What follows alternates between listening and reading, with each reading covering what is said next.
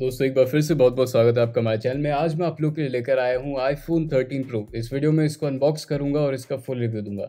मैंने बहुत पहले ये फ़ोन ले लिया था जब मार्केट में आया था, पर मुझे अपलोड करने की कोई जल्दी नहीं थी क्योंकि मैं फुल रिव्यू के साथ ही आप लोगों तक आना चाहता था और सारी बातें बताना चाहता था।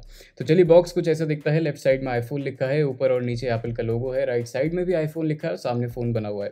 पीछे कुछ इन्फॉर्मेशन आपको मिल जाती है जैसे प्राइसिंग के बारे में। अच्छा, एक बात का ध्यान रखिएगा, ये इंडियन यूनिट है तो इस पे यहाँ पर आपको रुपीज़ में प्राइस लिखा हुआ मिला है। बहुत बार लोग ऐसे फ्रॉड करते हैं ऑफलाइन मार्केट में, खासकर कि आपको इंटरनेशनल यूनिट इंडियन प्राइस में दे देते हैं। तो ध्यान रखना आपको इस बात का है, इस बात का ध्यान रखिएगा कि पीछे ये जो टैग है अगर लगा हुआ है तो वो इंडियन है, नहीं तो कोई और करेंसी लिखी है, ये नहीं लगा हुआ है तो वो आपका इंटरनेशनल वेरिएंट है, तो उसके आपको कम पैसे पे करने होंगे, ज़्यादा मत पे करिएगा। चलिए, आपको यहाँ पर अब प्लास्टिक सील नहीं मिलती है, इस तरीके के आपको पेपर के बने हुए ही सील मिलती है। 2 उन्हें हटाते ही आप बॉक्स को यहाँ पर खोलेंगे और आपको आपका फ़ोन मिल जाएगा। ये स्पेस ग्रे कलर इस बार मैंने लिया है। ऑल्दो इसके आपको 3 कलर और देखने को मिलेंगे जो कि है सिल्वर, सेरा ब्लू और गोल्ड। लेकिन मैंने स्पेस ग्रे लिया है क्योंकि गोल्ड चलाते हुए मैं बोर हो गया था और सेरा ब्लू और सिल्वर मुझे उतना पसंद नहीं आया। चलिए, यहाँ पर आप देख सकते हैं आपको अगली चीज़ मिल जाती है आपकी चार्जिंग केबल। ये type C to lightning port वाली केबल है, यानी अभी भी आपको लाइटनिंग पोर्ट ही मिलता है अपने फ़ोन में, हालाँकि इसकी क्वालिटी बहुत अच्छी है। चार्जर आपको इसके साथ नहीं मिलेगा, ये आप जानते ही होंगे। अच्छा, नेक्स्ट चीज़ आपको मिलती है वो एक और यहाँ पर कार्ड लिखा बना हुआ है और इस पर लिखा हुआ है डिज़ाइन्ड बाय एप्पल इन कैलिफोर्निया। और इसको आप निकालते हैं बाहर तो इसमें कुछ सामान है जैसे सिम इजेक्शन टूल आपको यहाँ पर मिल जाता है। एक और आपको पेपर मिलता है जिस पे कुछ इन्फॉर्मेशन है। ये कोई गाइड वगैरह नहीं है, क्विक स्टार्ट गाइड नहीं है, कुछ और इन्फॉर्मेशन आपको इस पे मिलेगी जैसे सा वैल्यू वगैरह, और आपको एप्पल स्टिकर मिल जाता है। बस इतना ही है अनबॉक्सिंग एक्सपीरियंस, बॉक्स में इतना ही मिलता है। अच्छा, आपको यहाँ पर आप देख सकते हैं कि एप्पल स्टिकर के पीछे ये जो जिस पे चिपका हुआ है, वो पेपर का बना हुआ है। तो बहुत लोगों ने इसको बताया नहीं है अपनी अनबॉक्सिंग वीडियोज़ में। आई थिंक आपको ये बताना चाहिए, एप्पल बहुत कुछ कर रहा है एनवायरनमेंट बचाने के लिए। चार्जर आपको अलग से लेना पड़ेगा, ये 20 वॉट का चार्जर है, एप्पल का 1900 रुपये का आता है। आप कोई और चार्जर भी यूज़ कर सकते हैं, पर इस ओरिजिनल यूज़ करेंगे तो अच्छा है। पहले इसलिए बता रहा हूँ क्योंकि आगे जो मैं चार्जिंग के रिज़ल्ट्स बताऊँगा वो इसी चार्जर से चार्ज करने पे होंगे। चलिए, आप देख सकते हैं फ़ोन कुछ इस तरीके का दिखता है और काफ़ी अच्छा दिख रहा है। इसमें बहुत ही विंटेज आईफ़ोन वाइब आ रही है जो हमें आईफ़ोन 4S, 5S इन सब में देखने को मिलती थी, क्योंकि ये बॉक्सी डिज़ाइन आपको मिल गया है और साथ ही ये जो कलर है ये काफ़ी अच्छा लग रहा है। सामने ये जो आपको स्टिकर मिला हुआ है इस पे कुछ इंडिकेशंस भी है और इसे हटाते ही हमारी जो फ़ोन की डिस्प्ले है वो हमें नज़र आ जाती है। चलिए, फ़ोन को ऑन करते हैं, सेटअप करते हैं और सारी चीज़ें आपको बताता हूँ इस फ़ोन के बारे में कि क्या कुछ आपको मिलता है।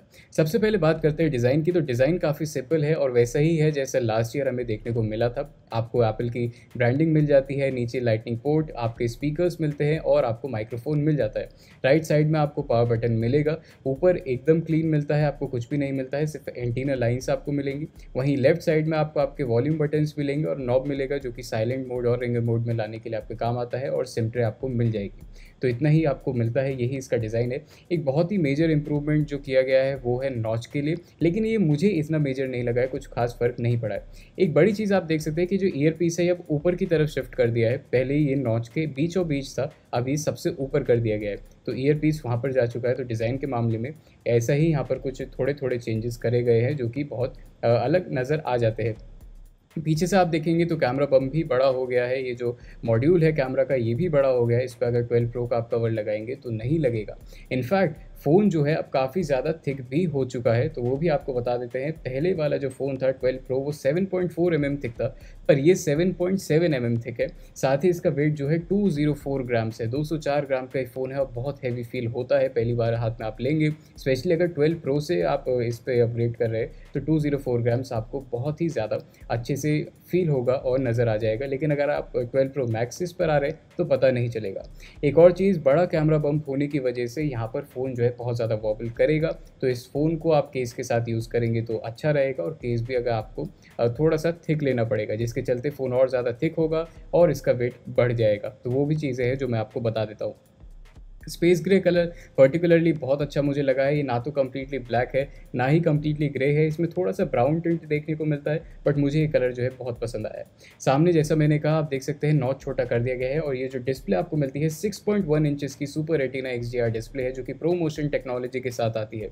जी हाँ, प्रो मोशन मतलब इसमें आपको 120 हर्ट्ज़ तक की डिस्प्ले मिलती है, यानी 10 हर्ट्ज़ से लेके 120 हर्ट्ज़ तक स्विच करती है और आपकी यूसेज के हिसाब से स्विच करती है। बैटरी बचाने के लिए बिल्कुल नीचे 10 हर्ट्ज़ रिफ्रेश रेट पर भी जाएगी और आपको अच्छी परफॉर्मेंस देने के लिए 120 तक भी जाएगी।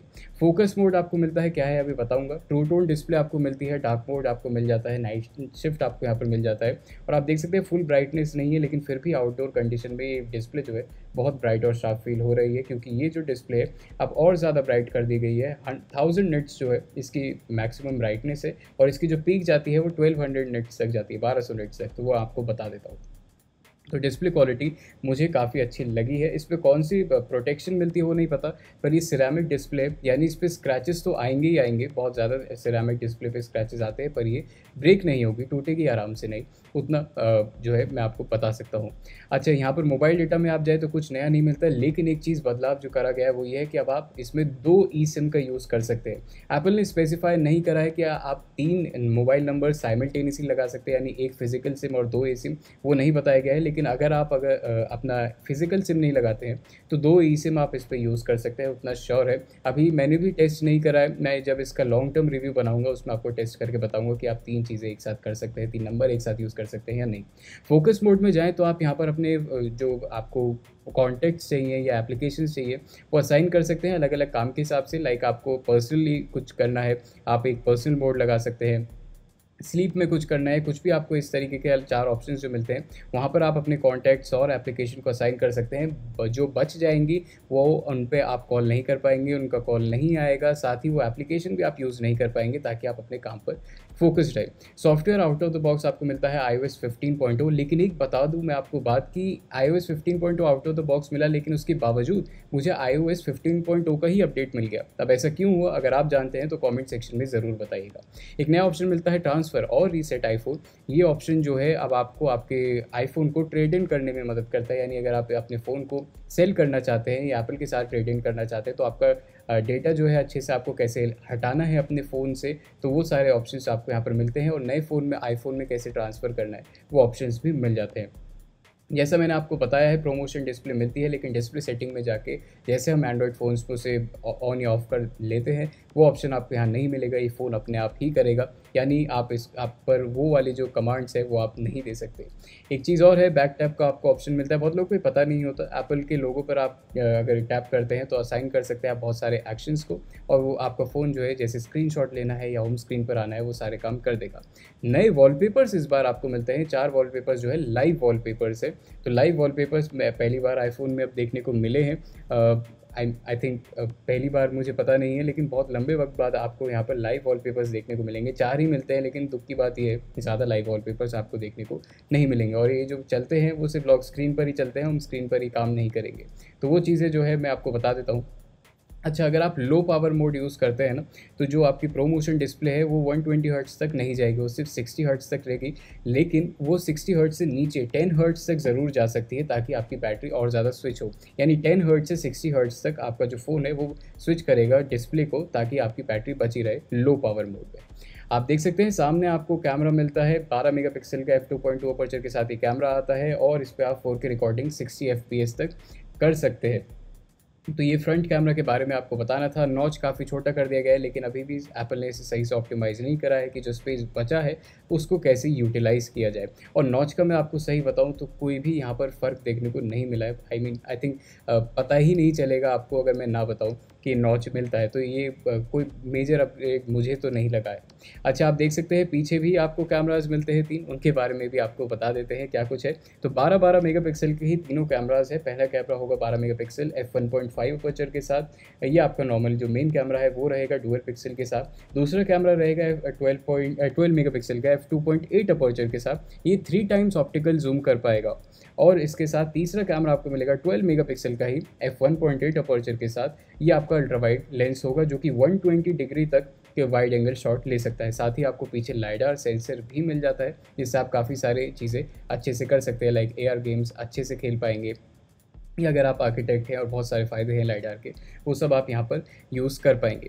कैमरा का जो आप देख सकते हैं, अगर मैं आप खोलूँ तो कुछ इस तरीके का इंटरफेस आपको मिलता है, जहाँ पर आप 3 टाइम ऑप्टिकल जूम कर सकते हैं, लेकिन मैक्सिमम जूम जो है वो 9 टाइम्स तक जाता है, तो वो ऑप्शन आपको यहाँ पर मिलता है।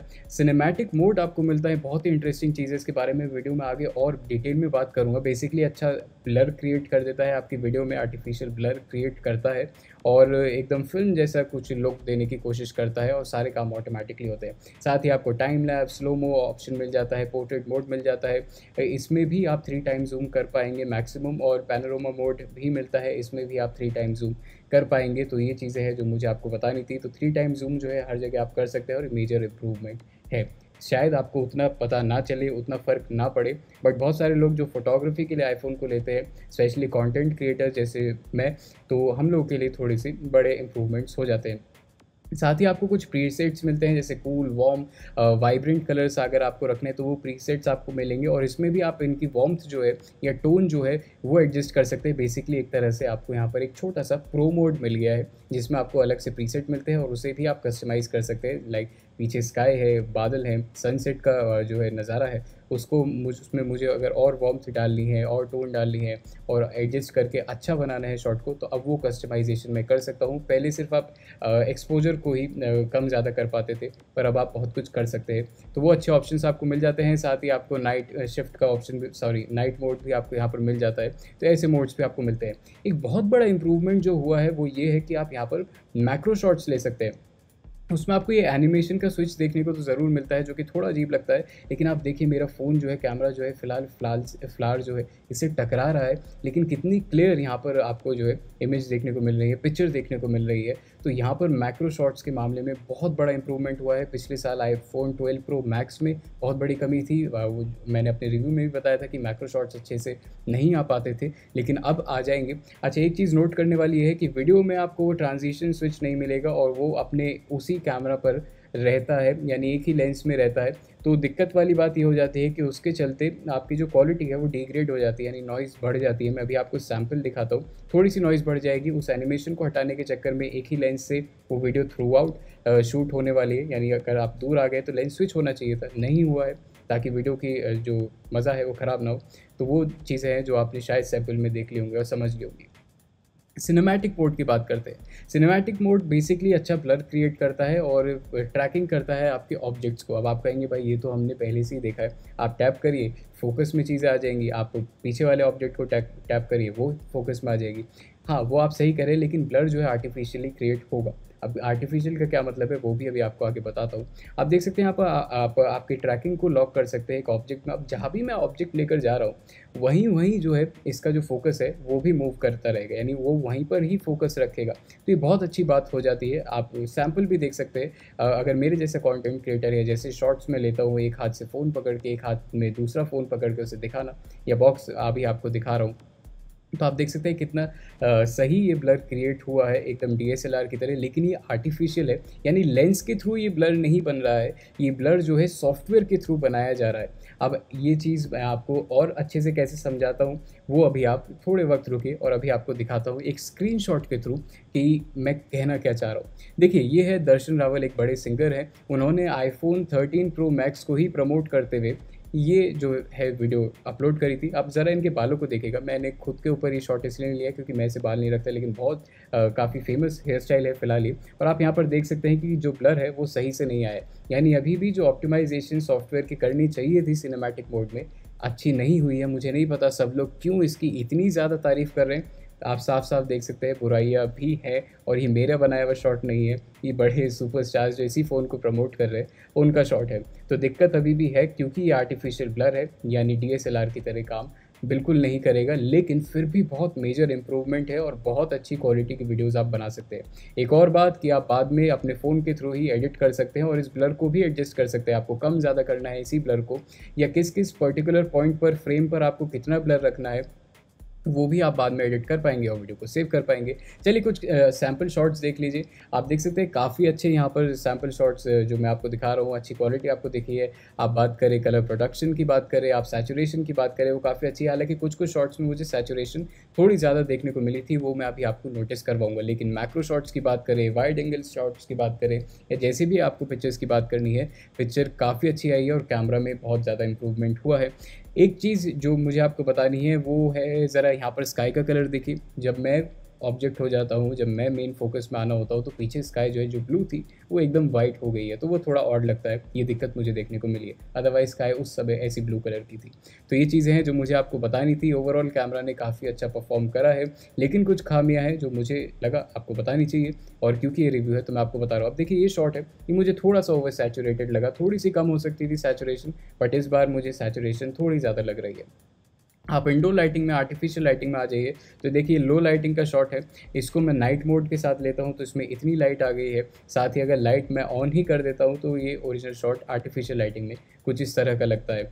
तो ऐसे ही इसकी कैमरा क्वालिटी है, तो अंदर बाहर हर जगह जो कैमरा है वो काफ़ी अच्छा परफॉर्म कर रहा है। इस शॉट में भी देखिए मैं नाइट मोड के साथ अब इसे लेता हूँ तो लाइट तो आ गई है, लेकिन सैचुरेशन भी बढ़ गई है, पता नहीं क्यों। तो ये थोड़ी सी दिक्कत वाली बात है।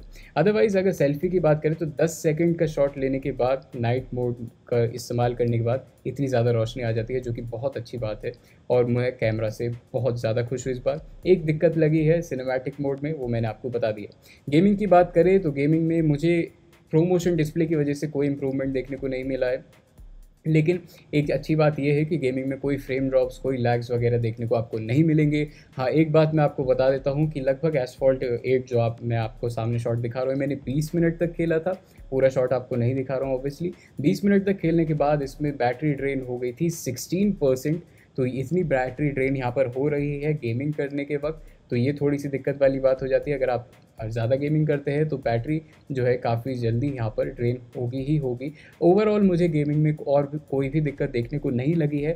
हाँ, गेमिंग के दौरान एक दिक्कत और थी कि पीछे यहाँ पर लोगों के थोड़ा-सा राइट साइड में, थोड़ा-सा ऊपर, यहाँ पर फ़ोन जो है हीट हो रहा था, और जब मैं कह रहा हूँ हीट हो रहा था, इसका मतलब ये हीट ही हो रहा था, वार्म की बात नहीं कर रहा है, बहुत ज़्यादा गर्म हो गया था, जिसके चलते एप्पल में पहले भी इश्यू था और अब भी यही है कि हीटिंग इश्यू को ख़त्म करने के लिए ब्राइटनेस जो है कम हो जाती है। तो इस चीज़ का आपको ध्यान रखना होगा। अब फाइनली बात करते हैं बैटरी लाइफ़ की। बैटरी लाइफ़ में येस, कंपनी ने कहा है इम्प्रूवमेंट है, और इम्प्रूवमेंट देखने को भी मिला है। 1 घंटे 20 मिनट में ये फ़ोन 15% से 100% तक चार्ज हो गया था। कौन से चार्जर से? वही जो आपको शुरुआत में दिखाया था, 20 वॉट का वो चार्जर था। तो ये अच्छी बात हो जाती है। अच्छा, कंपनी ने स्पेसिफ़ाई नहीं करा है, लेकिन कहा जा रहा है कि इसमें 3095 एमएएच की बैटरी आपको मिलती है, जो कि बड़े ही आराम से 1 दिन तक आपका साथ दे देती है। मेरा एवरेज स्क्रीन ऑन टाइम रहता था 4 घंटे 5 मिनट। ये मेरा एवरेज स्क्रीन ऑन टाइम रहा है 1 वीक के लिए, और उतने में इसकी बैटरी जो है 1 दिन बड़े आराम से चली है। और अगर आप एक लाइट यूज़र हैं, ज़्यादा हैवी यूसेज आपकी नहीं रहती, तो आप 1.5 दिन तक इसकी बैटरी को यूज़ कर पाएंगे, एटलीस्ट शुरुआती 6 महीने में। तो दोस्तों, कॉन्क्लूड करूँ तो मैं यही कह सकता हूँ कि अगर नॉच के लिए आप अपने फ़ोन को अपग्रेड करने वाले हैं तो मत करिए, क्योंकि पता ही नहीं चलता। लेकिन बड़े मेजर इंप्रूवमेंट्स हुए हैं प्रो मोशन डिस्प्ले पे, जो कि आपको बहुत अच्छे से पता चलेगा। बैटरी में भी थोड़ा-सा इंप्रूवमेंट किया गया है, और कैमरा में बहुत बड़े-बड़े इंप्रूवमेंट्स किए गए हैं।